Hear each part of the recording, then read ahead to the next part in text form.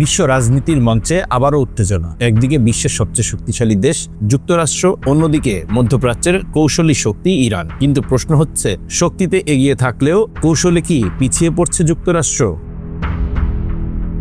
Donald Trump প্রায়ই বলেন, দুর্বল পক্ষের হাতে তুরুপের তাস থাকে না। কিন্তু ইরানের সঙ্গে এই সংঘাতে তার নিজের হাতেই কি সেই তাস দুর্বল হয়ে যাচ্ছে? সামরিক শক্তি, অর্থনীতি, প্রযুক্তি সব দিক থেকেই যুক্তরাষ্ট্র অনেক এগিয়ে। এর সঙ্গে যুক্ত হয়েছে ইসরায়েলের অভিজ্ঞ সেনাবাহিনী ও গোয়েন্দা নেটওয়ার্ক। দেখতে গেলে লড়াইটা একেবারেই অসম। কিন্তু যুদ্ধ শুধু শক্তির খেলা নয়, এটা কৌশলের খেলা। ইরান এমন একটি জায়গায় আঘাত করেছে যেখানে পুরো বিশ্ব নির্ভরশীল। হরমুজ প্রণালী, বিশ্বের তেল পরিবহনের একটি বড় অংশ এই পথ দিয়ে যায়। এই পথ আংশিক বন্ধ করে দিয়ে ইরান পুরো বিশ্ব অর্থনীতিকে চাপের মুখে ফেলেছে। এক কথায়, কম শক্তি দিয়ে বড় প্রভাব।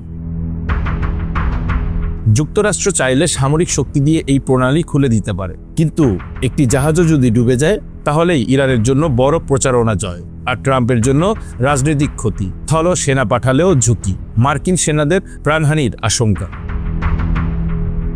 হোয়াইট হাউস বলছে ইরান 20টি তেলবাহী জাহাজ চলাচলের অনুমতি দিয়েছে। এটিকে কূটনৈতিক সাফল্য হিসেবে তুলে ধরা হচ্ছে, কিন্তু বাস্তবতা, যুদ্ধের আগে প্রতিদিন 100টিরও বেশি জাহাজ চলাচল করত সেখানে এটা কি আসলেই জয়, নাকি নিজের তৈরি সংকটের সামান্য সমাধান? ইরানে হামলা হলে পাল্টা আঘাত আসবে নিশ্চিত। টার্গেট হতে পারে পারস্য উপসাগরের মার্কিন মিত্ররা। ফলে বিশ্ববাজারে ধস, জ্বালানি সংকট, বৈশ্বিক মন্দা দেখা দেবে। ট্রাম্প হুমকি দিয়েছেন ইরানের বিদ্যুৎ কেন্দ্র, তেল ক্ষেত্র, এমনকি পানি শোধন প্ল্যান্ট ধ্বংস করার। এই ধরনের হামলা আন্তর্জাতিক আইনে যুদ্ধাপরাধ হিসেবেও বিবেচিত হতে পারে।